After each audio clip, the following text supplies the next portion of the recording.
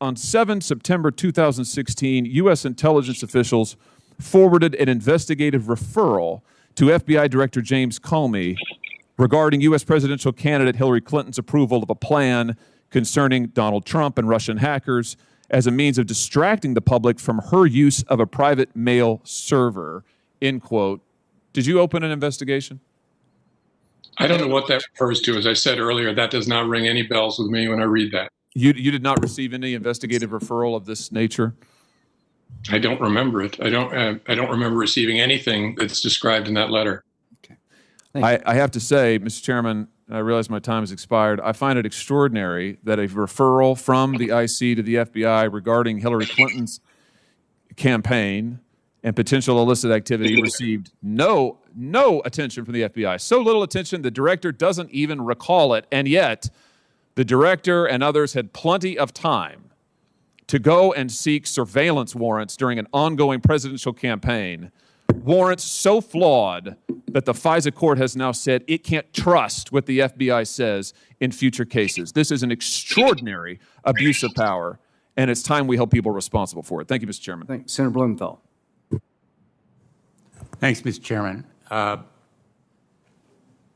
Mr. Comey, thank you for being here today. Thank you for your service to our nation, and thank you for your families as well, your wives in particular. I think that this hearing is likely to attract as much attention and land with the same giant thud as the previous two hearings, because the American people are really focused on the direct and imminent threats to our nation. The pandemic continues to kill almost 1,000 Americans a day due to the cruel indifference and callous neglect of this administration. People are continuing to lose jobs. Millions are unemployed, and our small businesses are struggling. And here we are relitigating a controversy that is 4 years old, involving an investigation into Russian interference that occurred in 2016, when the really imminent and urgent threat is Russian interference ongoing at this very moment. The Security Center Director, William Evanina, warned publicly, quote, Russia continues to spread disinformation in the U.S. that is designed to undermine our democracy.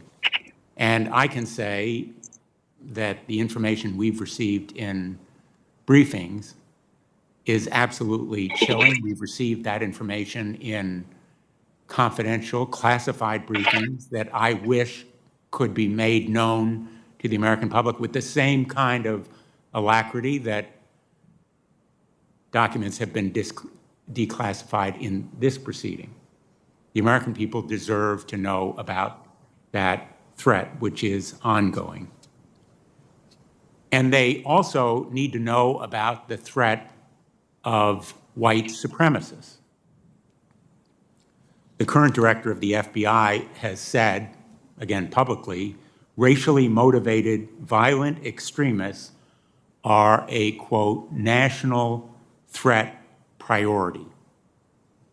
A national threat priority, a security danger to this country. They are the same white supremacists that the President of the United States last night said should stand by. That statement is one of the most abhorrent and horrifying in my lifetime. Mr. Comey, in your time as FBI director, did you see an uptick in white supremacist activities in the United States? And if so, with what kinds of consequences? Yes, it is my recollection, and the consequences were potential acts of violence, intimidation of people of color, all the things that come with a criminal group with an aim that is at its heart evil racism. Did you regard it as a national security threat in the way that Mr. Ray has articulated? Yes, it was assigned to our counterterrorism division, which focuses on national security threats. Do you think that more resources should be devoted to this threat? Hard for me to answer since I've been gone now for close to 4 years. You can never have enough people with eyes on a problem that poses a violent threat the way these groups do. I've introduced a measure called the No Hate Act, along with a number of my colleagues, Senators Durbin, Hirono, Warner, Kane, Gillibrand, and others. And there's a measure on the House side as well that would seek to address this growing imminent threat of white supremacists, impact and violence, rather than telling them to stand by. And I commend you and the current director, Mr. Ray, for focusing on it. I want to turn to the statements that earlier you made in response to Senator Durbin's inquiry about the $421 million in debt that has been disclosed as owing by the president. You've done a number of national security background checks. And in the course of those background checks, my understanding is that a standard question relates to debt owed by individuals. Is that correct? Yes, that's correct. And the reason for that question is to indicate and disclose whether or not that individual has concealed any of that debt, correct? Correct. One aspect of exploring their financial situation is that. Why is it that those facts are important? Because deciding whether someone is trustworthy with national security information involves understanding whether they're vulnerable to exploitation by an adversary, by a criminal group. And so if somebody owes a lot of money and is trying to hide that, that allows adversaries to gain leverage over that person and maybe force them to do something they shouldn't do. It's a tool we use to try and recruit foreign government officials to become assets of the United States government. And so adversaries do the same to us. So the President of the United States, of course, is not subject to any background security investigation, as most high-ranking officials are, but it is the concealment of that debt, not only its gargantuan size, but the hiding of it, that potentially makes him vulnerable to blackmail or extortion or other improper influence, correct? That's right. But even if it were fully transparent, there'd still be a concern about vulnerability, that the adversary could try and cut a secret deal to reduce the debt, even if the public knows about the debt. So any individual in a position of responsibility who is concealing a debt as well as the debt itself makes him or her more likely to be an asset under the influence or subject to extortion by a foreign government, correct? It creates a serious counterintelligence concern that you'd want to address in deciding on a clearance suitability for an employee. Thank you very much. Thank you, Mr. Comey. Thank you, Senator Tillis. But just follow up on Senator Blumenthal's questions. Would you be concerned about a counterintelligence threat or a compromise if a candidate's family member was receiving millions of dollars from a corrupt company in the Ukraine? That a candidate's family member was receiving millions of dollars from the deputy mayor of Moscow?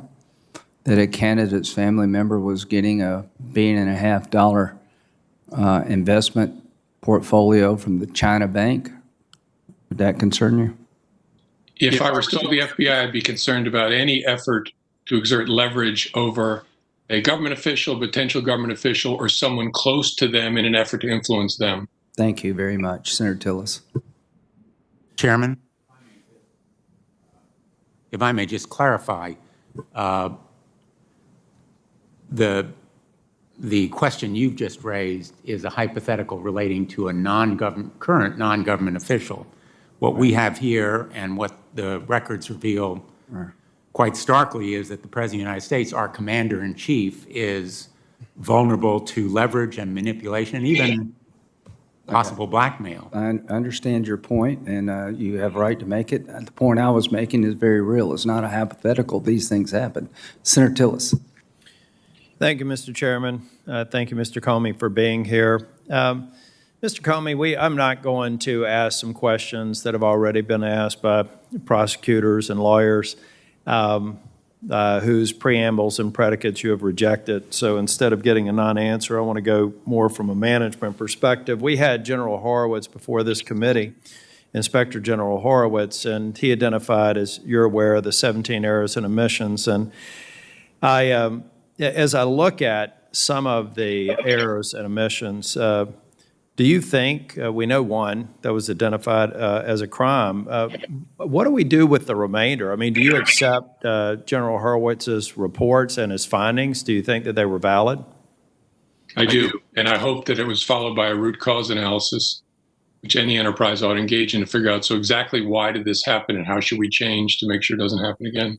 Well, let's say that you came in as the new director of the FBI after the prior director had their organization studied. We found these errors and omissions. If it didn't rise to a level of a crime, in your opinion, do you think it at least should have prompted terminations and disciplinary action on the part of, these are all highly trained, highly educated, highly experienced professionals in the FBI. And by the way, the majority of them are great people, but it's a big organization. But what about the remainder? I mean, you're the new director. You've gotten this report from the Inspector General. What do you do? What is your remediation plan? I've heard you say that you would want to streamline the FISA process. I may get a question in on that, but what would you be doing right now to address the 16 other errors and omissions that occurred prior to your watch? I'd be doing two things, looking wide and looking narrow. Wide to see what the systematic problems are, looking narrow to try and understand, so when these employees made these decisions, what were they thinking? Severe misconduct turns on whether someone was intentionally engaging in wrongdoing, and there's a range of misconduct short of that. You'd want to assess that with respect to everybody with personal knowledge and then make your judgments based on that. You were quoted, I want to read this so I don't get your words wrong, but you were quoted as saying the FISA process was followed and that the entire case was handled in a thoughtful, responsible way by the DOJ and the FBI. You went on to say the notion that FISA was abused is nonsense. Do you still stand by that? I don't. I don't think it was abused, but I think I was wrong in having confidence in the FISA process and in the layers of oversight and review. I was too confident in this extensive, really very complicated system. What would have prompted you on the front end to think that it was okay? I think that you already said in prior testimony that there were things in the FISA process that should have been improved. Why, under your watch, weren't we already trying to do those kinds of changes? Well, my confidence was based on the fact that there was regular oversight by the Department of Justice, regular audits of our cases, and that I also understood the complexity of the process. Agents would complain to me everywhere I went, it's too hard to get a FISA, too many people have to check off on it, too many people have to review my work. So knowing the process, which included regular audits, gave me confidence as any leader, as a business leader or government leader, that we have a sound, healthy process. And that was wrong. Mr. Comey, one of the things that worry me about this is we're talking about an investigation of someone who was running for president of the United States. I, like Senator Sass, had resisted some of the changes that my colleague, Senator Lee, was putting forward, but I felt like I had confidence in a process that clearly I shouldn't have, and even the FISA court has express their concerns with the information presented to them. But you know what I really worry about? I worry about people that would never have a hearing on their case before the Senate Judiciary Committee. I mean, we're here because we're talking about a high-profile elected official. But do you have any concerns that the same sorts of lapses that were used here, and I do think people should be held accountable and prosecuted, do you have any concerns if we go back over the course of the FISA process that we've had innocent people out there subjected to the same process and potentially wrongfully received a warrant and surveillance? Sure, it's a reasonable concern. The Inspector General did a look across dozens of cases and found mistakes, I think he said, in every case. That's a serious concern, that there's a systemic problem. Now, that doesn't mean that the warrants wouldn't have been issued otherwise, but that's besides the point. There was an issue, and if I were still there, it would be something I'd be thinking about every day, and I suspect Chris Wray is. Well, Mr. Comey, I've got another question. I remember Inspector General Horowitz, I asked a series of questions because in the report, when he talked about a possible political motivation for the behavior of some of those involved and identified in the investigation, I asked him about, did he see any evidence of a political motivation? He said that was murky. But if you've gone through it, and I'm sure that you have, do you believe that this whole process was absent any political bias against the President of the United States, that it was just void of political bias, just a paperwork error or a business process that needed to be streamlined? Or how do you feel about that murky description that General Horowitz gave to the motivations of people? We've seen all the emails and the communications, vive la resistance. How do you feel about that? Do you honestly think that this process at the operator level was truly devoid of any political bias? I do, and I'm not just saying that. I'm saying that because I read Horowitz's 400-page report, where I think the most important finding is in case opening and the conduct and the investigative decisions, there was no evidence found of political bias. And so believe you me, don't think it's... he knows how to say it. Go ahead. If Horowitz finds something, he knows how to say it, and he found the opposite. And so that's why I say that. But why would Inspector General Horowitz, who I think is, very capable Inspector General, go so far as to say it was murky? You say that there's no doubt, but we have him say it was murky based on the same information that I read in the report. I don't know where I'm sorry, Senator, I don't know where the murky comment comes from. I'm talking about the report itself, which I've read very carefully a number of times. And he makes that finding. We found no evidence of political bias in any phase of this investigation. Okay, just final question, Mr. Chair. I did start about 45 seconds late. I know Hunter Biden was appointed to Burisma in 2014, the board, while you were the FBI director and Vice President Biden was in office. Did you have any concerns, or did you have any concerns about that with, or express any concerns with Vice President Biden? I never learned anything about it. I didn't know anything about it when I was FBI director. Thank you, Mr. Chair.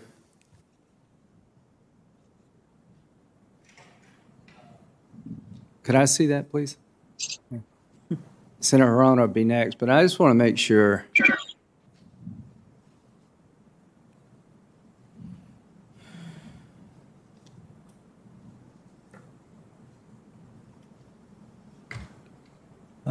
Senator Hirono. Thank you, Mr. Chairman. The chairman noted that he is committed to trying to save the FISA system.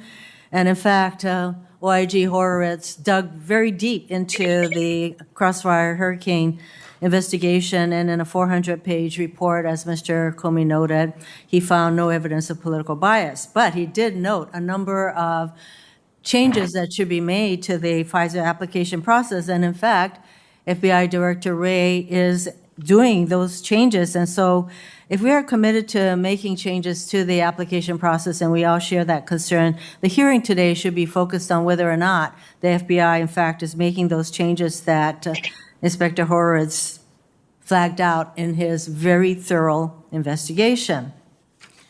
Mr. Chairman, we understand that DNI Radcliffe issued a statement claiming that the declassified information, selective declassification, declassified information he released yesterday about Hillary Clinton from Russian sources, quote, is not Russian disinformation, end quote, and yet he acknowledged that the information he released may be, quote, a fabrication.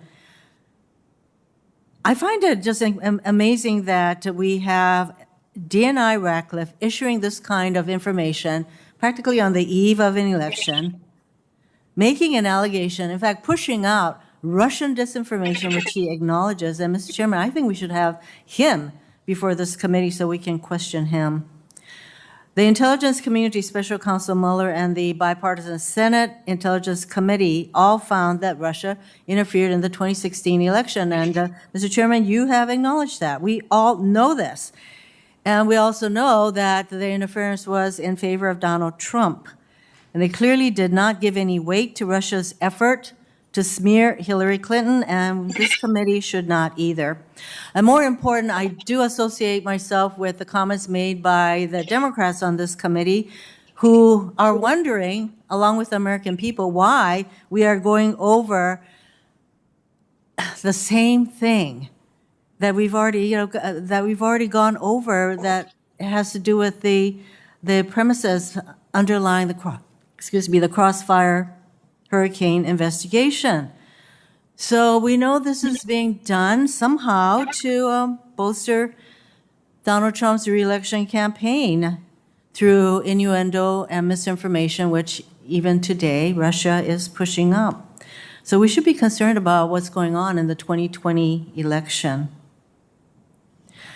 And I have to say thanks to President Trump and my Republican colleagues. Here we are sitting here. Millions of people are without health care. Millions of people are without jobs. And rather than dealing with the very real concerns of the American people in the midst of a pandemic, we are having this hearing to go over ground that we've already covered. Let me get to some questions to Mr. Comey. I know that DNI Ratcliffe released an allegation that he obtained from Russian sources, which he himself said is admitted as much not reliable. Mr. Comey, as the former FBI director, do you think it is appropriate for DNI Ratcliffe to release this information right before the election? It's hard for me to comment because I don't fully understand what he's doing there. The goal of the intelligence community, which includes the FBI, should be to stay out of influencing elections, except to discharge our duty to protect our democracy and ensure that foreign adversaries aren't operating in the United States. Mr. Comey, you know that what Russia is doing right now is to use this kind of disinformation to interfere with our elections. So they're engaging in malign foreign influence as described by FBI Director Wray. And I'd say putting out this kind of information that makes a certain kind of allegations about Hillary Clinton is the kind of disinformation that Russia is engaging in right now.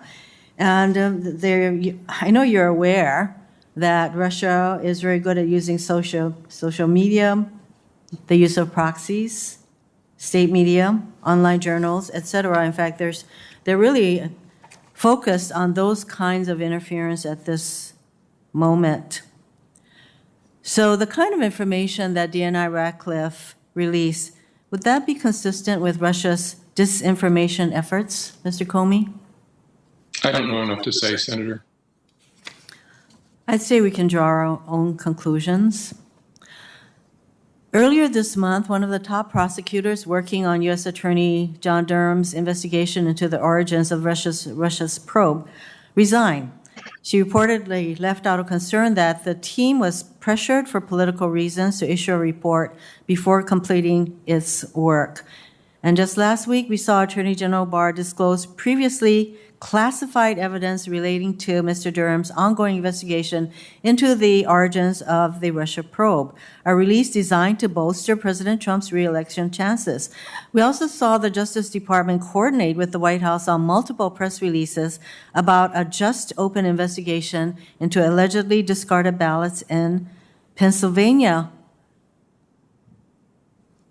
You testified just now that these kinds of actions raise concerns about bias, appearance of bias, and here we have the Attorney General making these kinds of disclosures. Do you think that these actions reflect a bias or appearance of bias on the part of Attorney General Barr?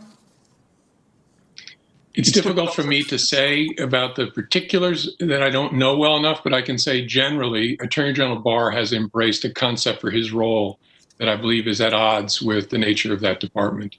It needs to be trusted by all Americans. There have been all kinds of articles about Attorney General Barr's politicization of the Attorney General's office. And do you think that that is a concern for all of us? And why? Yes. It ought to be a concern for all of us.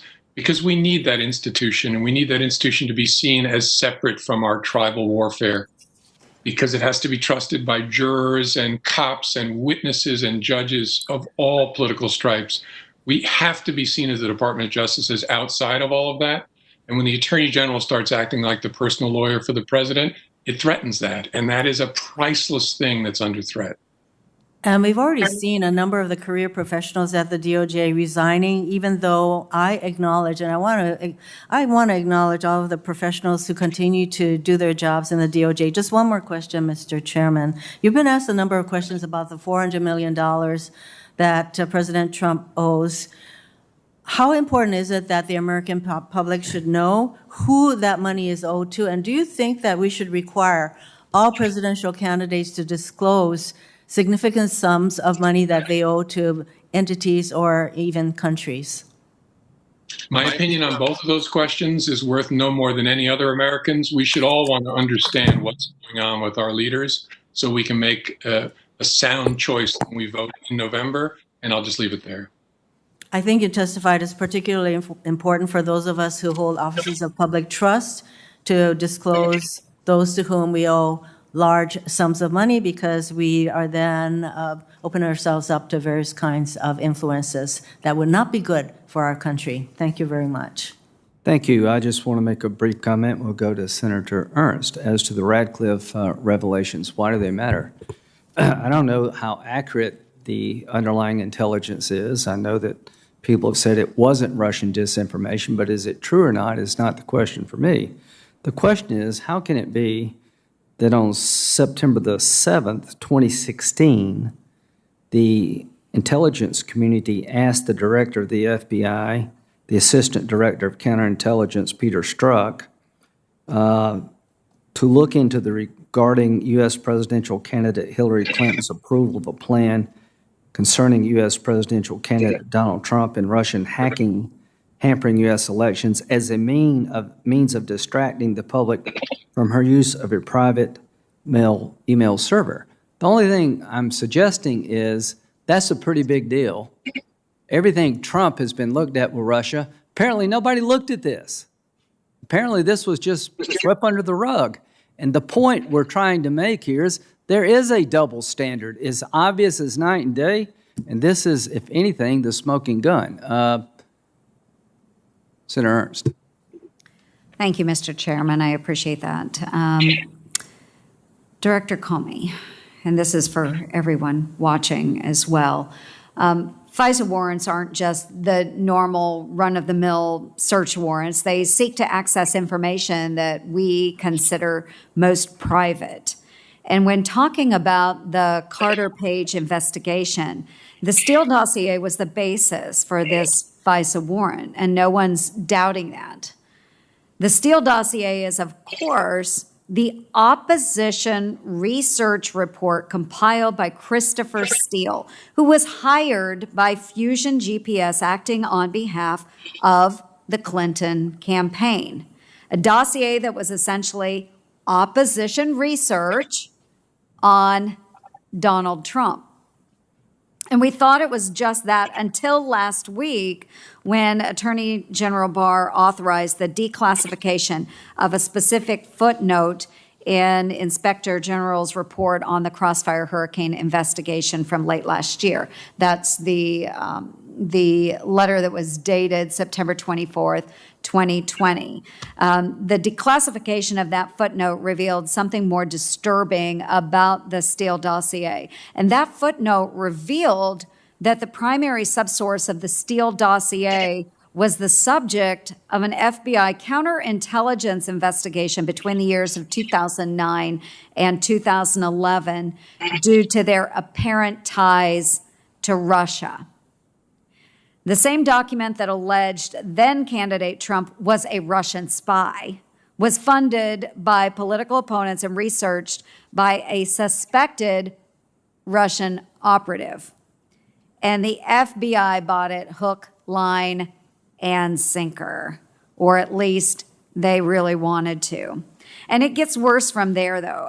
During the investigation into that subsource, it was revealed that they had reached out to individuals about to join the Obama administration and made them an offer, they could make a, in quotes, a quote, little extra money, end quote, if they had access to classified information. Thankfully, those people reported this encounter. An associate of that subsource also stated that they persistently asked about their knowledge of a particular military vessel. Again, that encounter, thankfully, was reported. This subsource was in contact with a known Russian intelligence officer and was invited to the Russian embassy.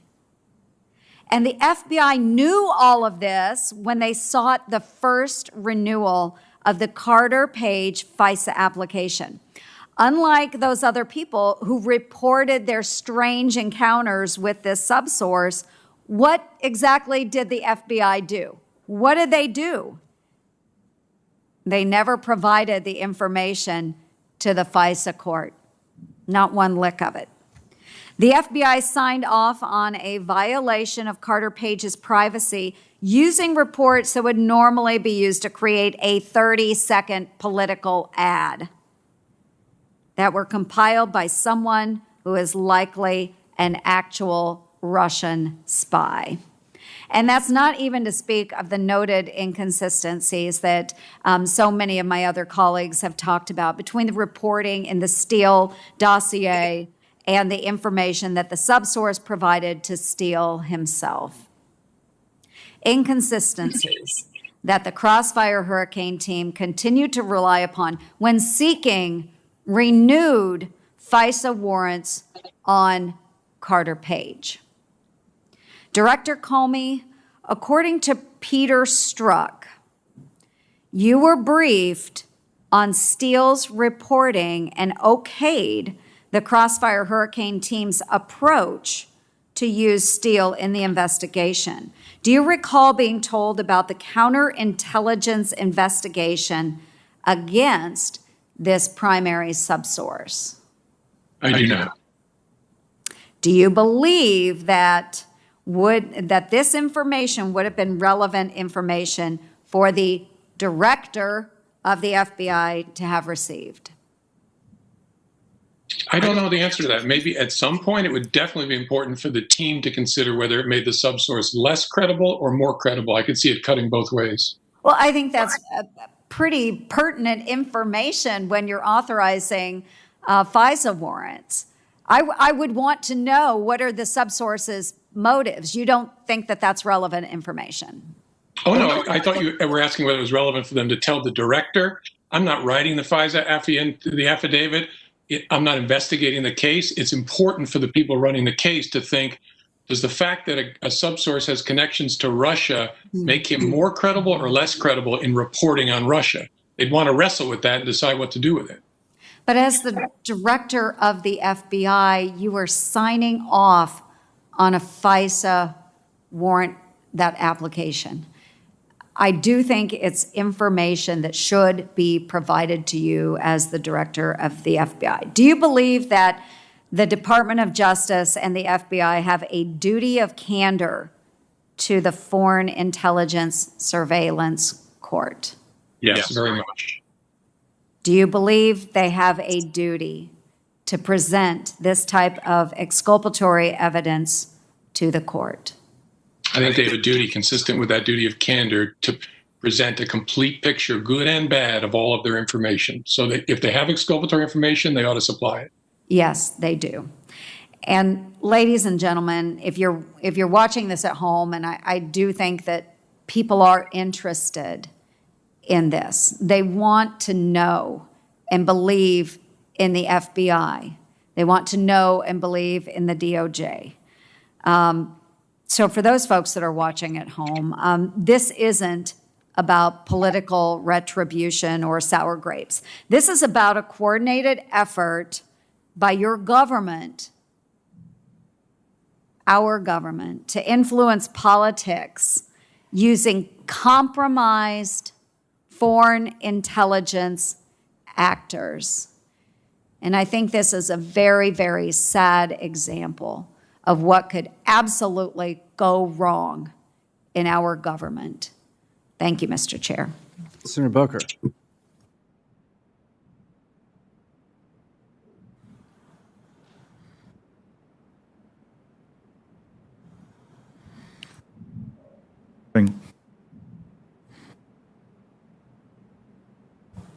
Check 1, 2. Got it. Thank you, sir. I think it would have been here long enough to get this to work. I still find myself concerned about the priorities of this committee, given the elections have already begun and we have a real urgent ongoing crisis. Director Comey, this committee has already spent a lot of time investigating an investigation that's already been investigated, and I'm pretty confident will continue to be investigated. It's been cleared by the Justice Department's Inspector General already, and I understand and honor the interest to continue with the investigation of the investigation. But I just really think that given the existential threat to our current election processes, the dangers of that we have, the real substantive dangers of imminent violence, the real substantive dangers of the undermining of an ongoing election, that we should be focused on that. And so I want to switch gears and really focus in on what I think are alarming and disturbing comments made by President Trump last night when he yet again refused to condemn white supremacists and calling on one group to, quote, stand back and stand by. In August 2019, Director Comey, you published an op-ed in the New York Times about how President Trump was deliberately fanning the flames of racism in America. Here's what you wrote, and if I can quote it to you, every American president, knowing what lies deep within our country, bears a unique responsibility to say loudly and consistently that white supremacy is illegitimate, that encouraging a politics of racial resentment can spawn violence, and that violence aimed at people by virtue of their skin color is terrorism.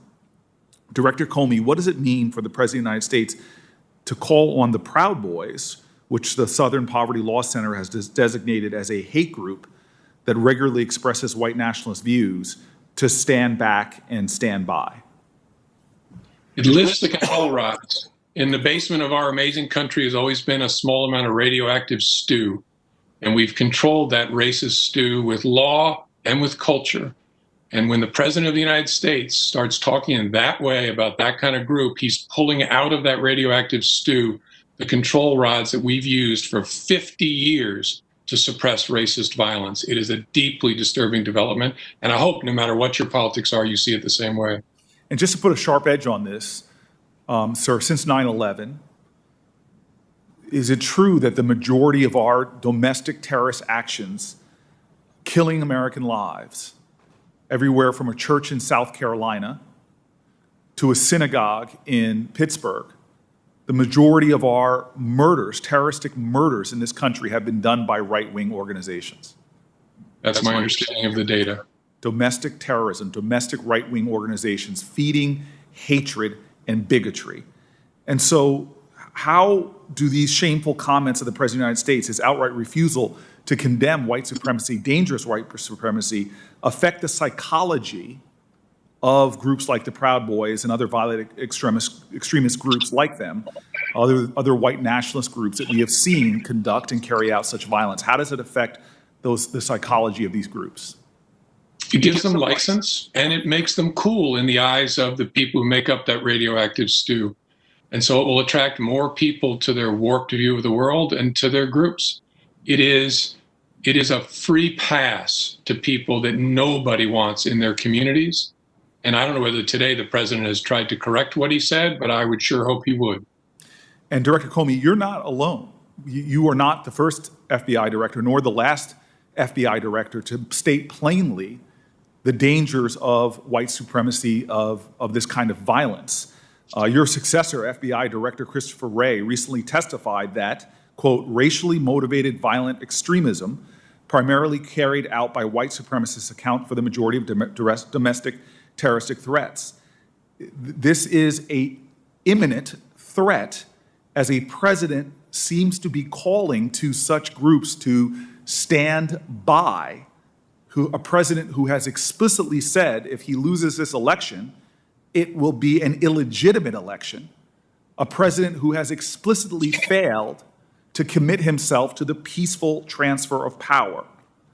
And so how do President Trump's statements about these groups affect the FBI's ability to address this threat?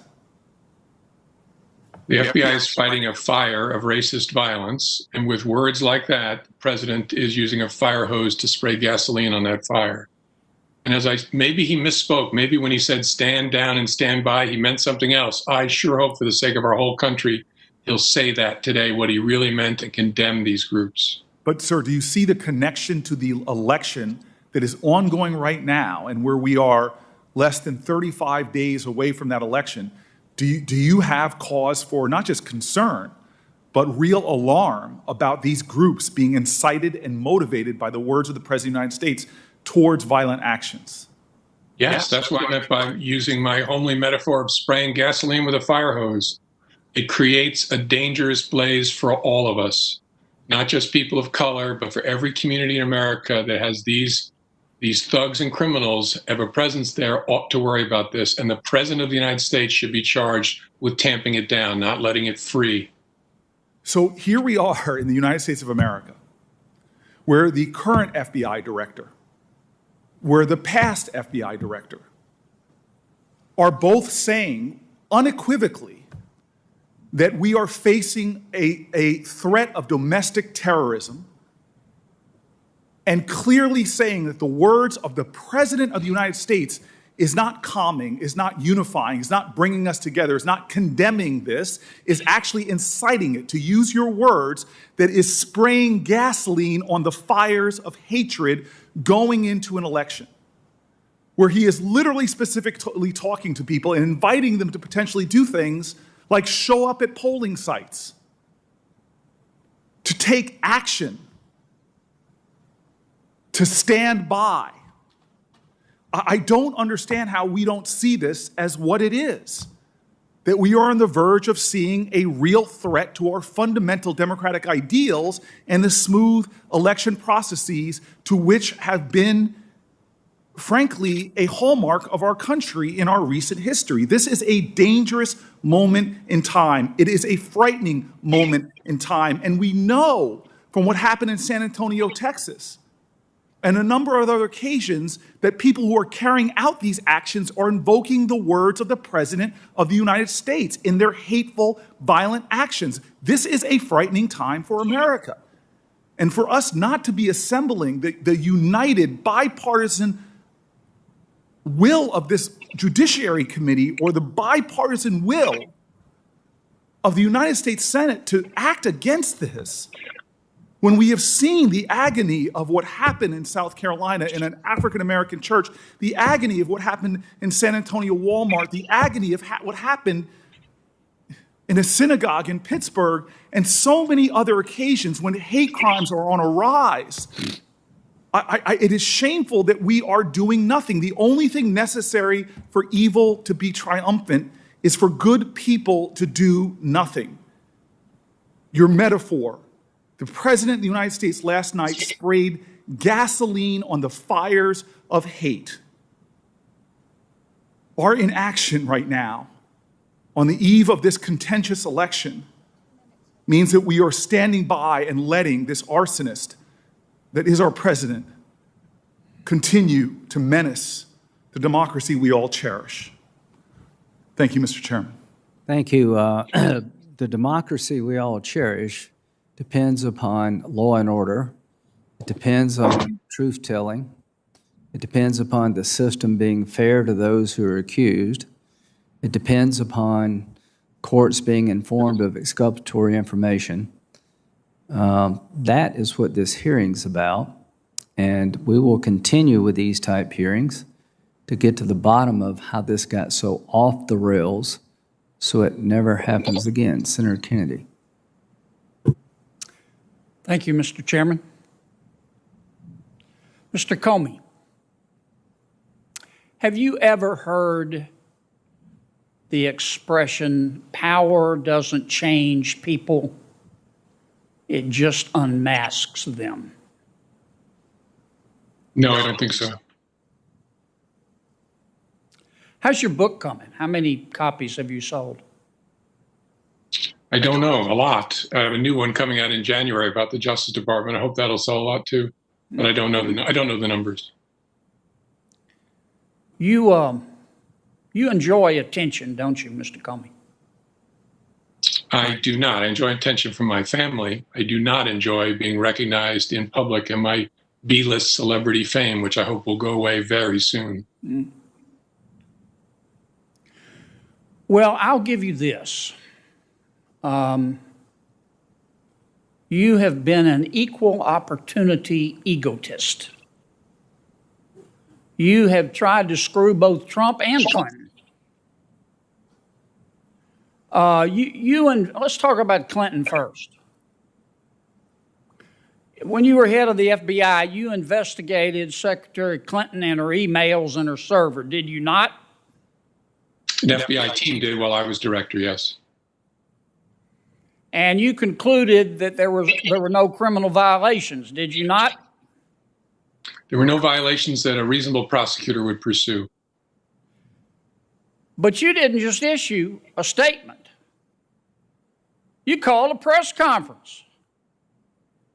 And you commented on her behavior. You said she was extremely careless, but in your opinion, there was no criminal intent.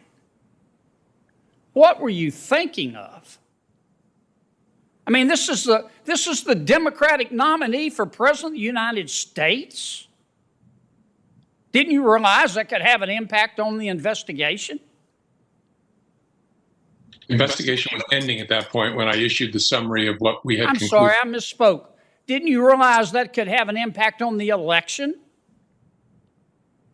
Oh, potentially, sure. And I was trying to offer... Potentially? I'm sorry, go ahead. I was trying to offer transparency about the justification for ending an investigation of intense interest to the American people in July 5th of 2016. Well, you gave us a full dose of transparency. 11 days before the election, you sent a letter to Congress saying, never mind what I said in my press conference, my unprecedented press conference, I'm going to reopen the investigation, didn't you? Correct. I didn't say what you just said in the letter, but I told the chairs of the committees we were reopening the investigation to examine some additional material. And then a few days later, right before the election, you said, never mind. She didn't do anything. No, I said the examination was completed and it doesn't change our view. And we're not talking about a parking ticket here. We're talking about the Democratic nominee for President of the United States, the most powerful person in the free world. And you didn't think that would have an impact on the election? Oh, I knew it could potentially have an impact no matter what we did. And you don't like attention? Yes, both of those things are true at the same time. Sometimes you have to make hard decisions and you don't like attention. Let's talk about Trump. You didn't really care about Dr. Page, did you? You wanted Trump, didn't you? That is not accurate. Okay. When you went and got these warrants to investigate Dr. Page, that you don't remember much about, what did that allow you to do? Could you follow him around?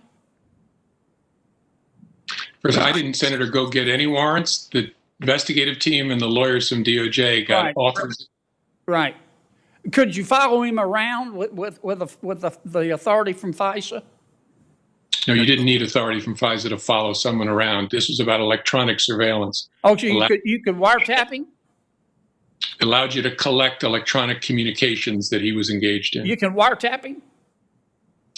Yeah, that's the old-fashioned term, but yes, it gave you authority to collect electronic communications. Almost no one uses. Could you bug him? I don't think there was authority in the FISA application for a remote listening device. Could you open his mail? I don't think that was included either. But you don't remember? I don't. It's easy to figure out, but I don't. Sitting here, I don't know. Okay, that's fair.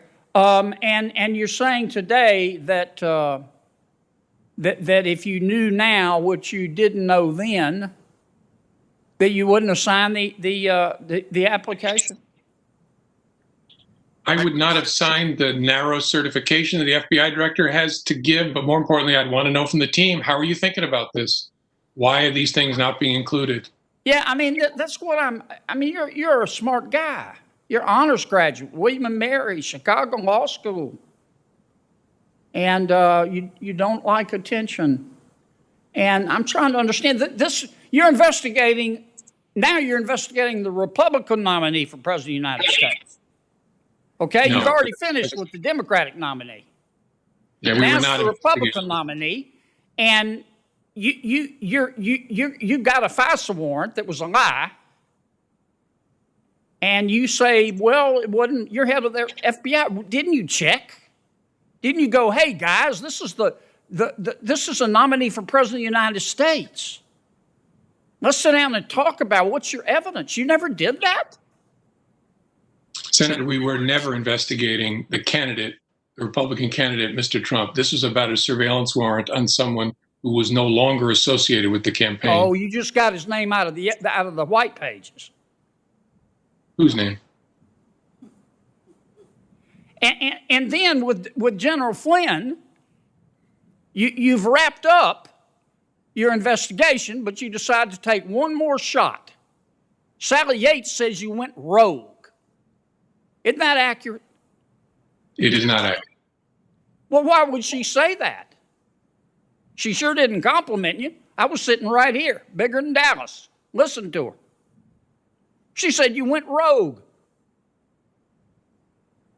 Is he asking me what she meant by that? Yeah, what do you think about that?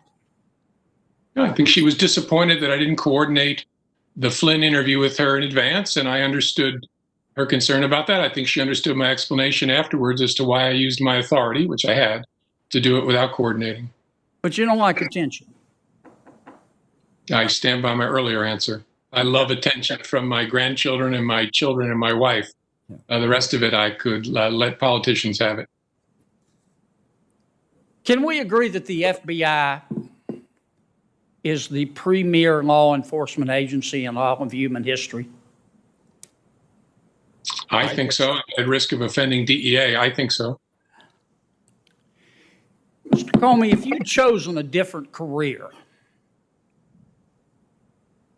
say a driving instructor, and you'd never pursued a career at the FBI, don't you think the FBI would be better off? I didn't pursue a career at the FBI. I was very happily teaching at Columbia when I was asked to become FBI director. That's enough. So we'll go to our next Senator Blackburn in a minute.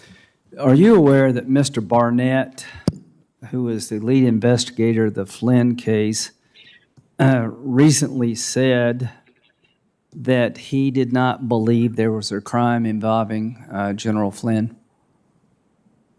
I read his 302, and I think it does say that he thought that before January 5th or before Flynn was interviewed. So how normal is it for the lead investigator to believe that the person he's investigating didn't commit a crime and went so far as to say that he thought the whole team was out to get Trump? Is that a normal thing in the FBI? Is that something the court should consider as to whether or not this is a legitimate prosecution? I think Mr. Barnett was confusing the nature of the investigation, which is a little bit concerning if he was working on it.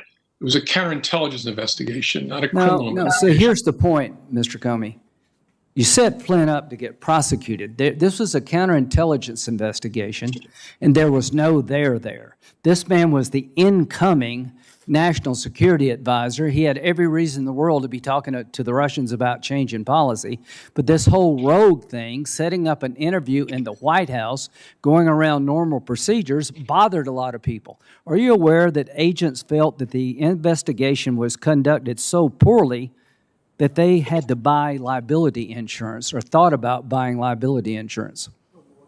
I am not, although I thought all FBI agents want Well, liability. I just want the public to know this was so bad by the people involved, they felt like they needed to buy liability insurance, that the man involved investigating General Flynn didn't believe the man committed a crime, and what they charged him with was giving false information about a contact with the Russian ambassador when he was the national security advisor, which was on tape. And when Mr. Barnett looked at the Kislyak interaction, he said, I haven't changed my mind. I think that's why the Department of Justice is so upset with the Flynn prosecution. Senator Blackburn. Thank you, Mr. Chairman. And Mr. Comey, we thank you for coming. We appreciate having your time. This is our day 3 hearing. We have talked with Rod Rosenstein. We have also had the opportunity to talk with Sally Yates. And yes, in her testimony, she did say that she thought you went rogue on this situation. And that is of concern for us. And one of the reasons we wanted to hear from you today, and I will tell you this, as I talk to Tennesseans, one of the things that they're trying to figure out is quite simply this. Somebody cooked up this plot. They came up with this. And then somebody gave the order to carry this plot out. And somebody did the dirty work. But then when you talk to Rosenstein and Yates, and now hearing from you, basically what you say is you didn't know anything about any of this. And you did not know any of this was going on. So why don't you tell us who came up with this plot? And then who gave the order to carry this out? What plot are you talking about, Senator? Spying on the president. Yeah, there was no spying on the president.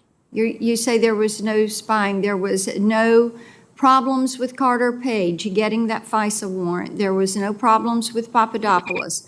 There was no problem with General Flynn. You're saying that you had just cause for every bit of that, even though, as the chairman just said, and as Senator Kennedy said, your goal was to get to the president, right? I'm not sure I understand what your question is. Well, that is not surprising to me. Let me ask you this. The books that you're writing, would we find those as fiction or nonfiction? Nonfiction. Nonfiction. Okay. I guess you've got plenty of facts in there that are footnoted and can back you up, right? Sure. And you can read the IG report and the Mueller report and the Senate Intelligence Committee. Let's talk about that IG report as a matter of fact. I think it's interesting because when the IG report really contradicted your statements, you claimed that the FBI did not spy on the Trump campaign in 2017. And the IG report contradicted you on that. Is that a question? Yes, sir. What do you have to say about that? I'm not aware that there's a contradiction on that point in the IG report. Okay, you're not aware of that. All right, I assume that you're aware of the article that was posted to the Washington Post under your byline in May 28th, 2019. James Comey, no treason, no coup, just lies and dumb lies. You recall that article? Yes, Senator, I wrote that. Oh, you did write that. Okay. And do you still stand by that article because it alleges that Joseph Mifsud was a Russian agent? Yeah, I think that's right. I think the Intelligence Committee found that he was representing Russian interests in communicating with Papadopoulos. Okay. All right. And so you're standing by that article? I haven't read it since May of 2019, but I think it was, I got nothing I can think of now that I want to change. And okay, and nothing has changed your opinions? Senator, I don't know what the opinions are that you're asking me about, but I don't know anything about something I wrote in May of 2019 that I would change. And if somebody wants to know your opinions, they can buy one of your books, right? Or read the Post or come to this hearing. Yep. I have to go back to this about who came up with this plot to carry all of this out? We have seen all these emails, the communications between Strzok and Page. We have seen, we've read the IG report. We know there were things that seemed to be conveniently overlooked. And it is astounding to me that as the head of the premier law enforcement agency, you, Rosenstein, and Yates knew absolutely nothing. But then you knew enough to go to the January 5th meeting in the Oval Office. Did you call that meeting, or did either President Obama or Vice President Biden call that meeting? I don't know who called it. I was asked to come to the White House for that meeting, for the briefing on the 5th of January. Okay, you were asked to come. And who issued the invitation to you to attend that? I don't know. Okay. Who mentioned the Logan Act and using that against General Flynn? Nobody that I recall. At the White House, I remember discussing it at the FBI, but not at the White House. With the FBI, okay. And then what were Peter Strzok's notes as later relayed to him by you? What did President Obama mean by instructing you to make sure that you had the right people on it? I don't know what Peter Strzok's notes reflect. I haven't talked to him about them. And I don't remember hearing those words from President Obama or using them with Peter Strzok. I remember the president saying, do this in the normal way, was the way I understood him. Okay. All right. So still, there is a veil of vagueness that is around your recollections and your memory when it comes to these incidences. Do you have any regrets? My memory's pretty good. I don't tend to remember exact words unless I write them down. I remember the words of my marriage vows, even though it was 1987. I don't remember specific words that were used during that January 5th meeting because I didn't write a memo about it afterwards. You know, Mr. Comey, I call that selective memory. You choose to remember certain things and you choose to be vague about other things. But one of the things that we do know is the American people have been deeply troubled by the fact that the FBI could have conducted themselves in this way, that the DOJ could have been involved in this. They want to trust the institutions of their government. They see someone in you who is very arrogant, who is very dismissive, and is very condescending to the concerns that they have about the structure of government. And the American taxpayer, they're paying the paycheck for every single person that is in that DOJ and that FBI, and they expect their best efforts. And according to Ms. Yates, you did not give those best efforts. You chose to go rogue. I yield back. Thank you. Mr. Comey, I really appreciate you coming today. You didn't have to do this. You chose to do it, and I want to thank you. Mr. Comey, are you still there? Yeah, I'm still here. Okay, yeah. So I want to thank you for coming, and we'll wrap this up. Is it fair to say that knowing what we know now, Crossfire Hurricane was not done by the book? No, I don't think that's fair to say. Okay. That is fair to say. It was not done by the book, right? No, I'm disagreeing with you. My answer, you asked me at the beginning, I think in the main it was done by the book. Well, God help us all, my friend, if this is by the book. God help the United States of America if this was done by the book, because it was such an egregious violation of fairness, altering exculpatory information, failing to tell the court the unreliability of information before the court that was outcome determinative of getting a warrant against American citizen. If this is by the book, we need to rewrite the book, and I promise you we will. Thank you very, very much for coming, and thank you. Now, what will we be doing next? This committee will be going down the ladder of who signed the warrant application to get a FISA warrant against Carter Page. We've had Rosenstein, who was the acting attorney general, Sally Yates, who was the acting attorney general for the number 2 at DOJ when she was in charge. Both say, I would not have signed the warrant application if I knew then what I know now regarding Mr. Carter Page. Now we have the FBI director who came into the hearing today and said that 3 times he signed the application against Carter Page, he would not have signed it knowing what he knows now, knowing then what he knows now. So where are we headed? McCabe is next. He was the number 2 at the FBI. What am I worried about to the public? I'm worried that we're going to blame this on some low-level people. Somebody has got to be blamed for withholding exculpatory information from a court that would have saved an American citizen a lot of grief.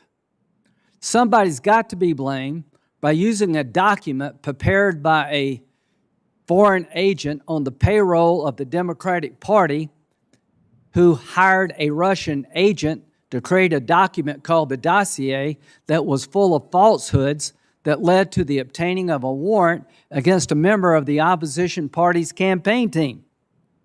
Somebody has to pay that price, because if they don't, we will keep doing this again. If it can happen to a Republican, it can happen to a Democrat. So what do I see here? Everybody at the top saying, not me. How is it possible that the director of the FBI, in one of the most important cases in the history of the FBI, was not made aware of the fact that the CIA called the dossier, the critical document to get a warrant against Carter Page, internet rumor? How is it possible that he did not know that the primary subsource was a single individual suspected by the FBI of being a Russian agent? How is it possible he wasn't informed by people in the FBI after 2 interviews in January and March of the Russian subsource, the Russian agent, that the dossier was bar talk, hearsay, you need to take it with a grain of salt, that none of that made it into the next warrant application in April, none of that made it to the top of the FBI. To those who were made aware that the subsource was a potential Russian agent, they want to hang you with this. If you didn't tell the court, then you're in trouble. If you didn't inform your superiors, you're in trouble, because there's a duty of candor to the court. So those of you who knew that the dossier wasn't reliable, was internet rumor, who had information that the subsource disavowed the reliability of the document, and you didn't tell anybody about it, you need to be fired or you're subject to going to jail. If you did tell somebody, then you've done your job. But here's where we're headed, apparently. In one of the most corrupt investigations in modern history involving the nominee of the Republican Party, where the FBI used a document prepared by a foreign agent, Christopher Steele, who hired a Russian spy to create a document to get a warrant against an American citizen about activities in Russia that were Russian disinformation, at least in part, that we end this whole drama with saying, these things just happen. Nobody at the top really needs to be held accountable other than, well, yes, my fault intellectually. Somebody needs to be fired or go to jail. Mr. Kleinsmith is pleading guilty to altering a document that it was exculpatory to Mr. Page. Without the dossier, there would be no warrant against Carter Page, because all the Russian contacts could be explained if you understood Mr. Page had been working with the CIA, something the FBI knew and failed to tell the court. He went through hell because of the dossier. Not one person has been prosecuted for colluding with the Russians in the Trump world. Why does the Radcliffe revelations matter? The director of the FBI was informed by the intelligence community in September of 2016 that there was a plot being cooked up by the Clinton campaign to accuse Trump of being involved with the Russians to distract from her email server problem. and the FBI director doesn't remember that interaction. Here's the question. Do you think if this information involved Trump, they would have done something about it? I've looked in the file. I can't find any evidence they took it serious. Doesn't matter if it's reliable or not. The question is, did the FBI pursue evidence against the Clinton campaign with the same vigor they did the Trump campaign?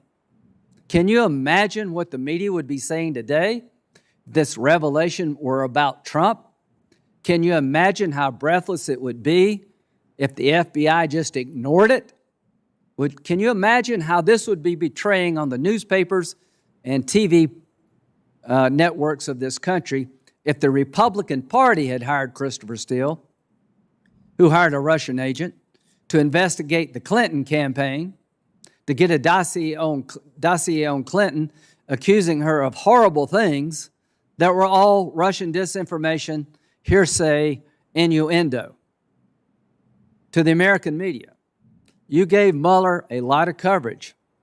I supported the Mueller investigation because I think it was important that we run these allegations down. Where there's accusations about the integrity of our elections, about the role of Russia, we should all be concerned.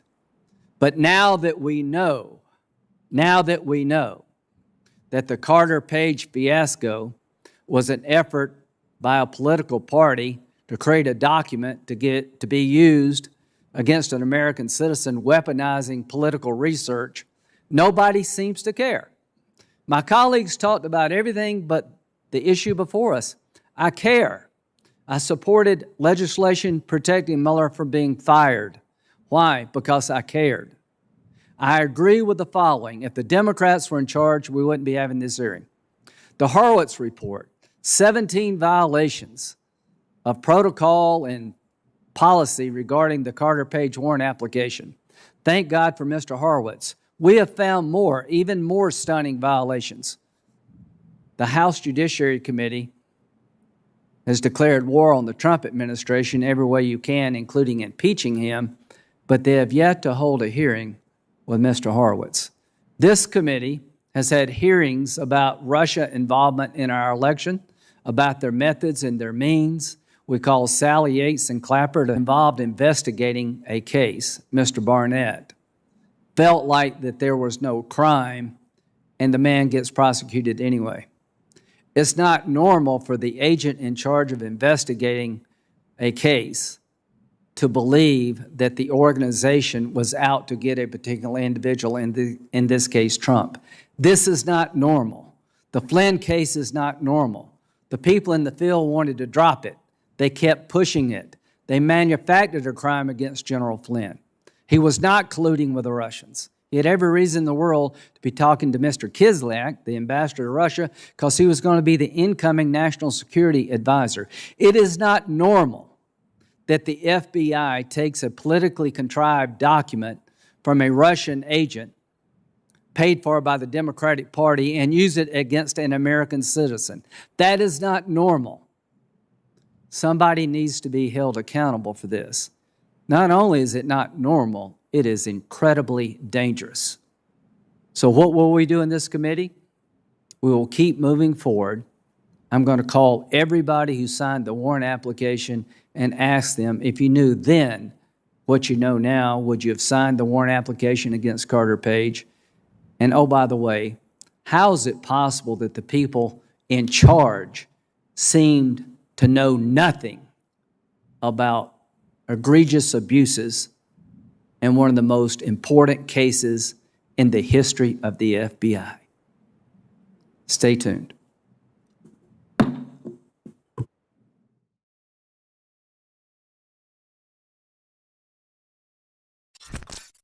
All right, well, I guess that's it. Wow.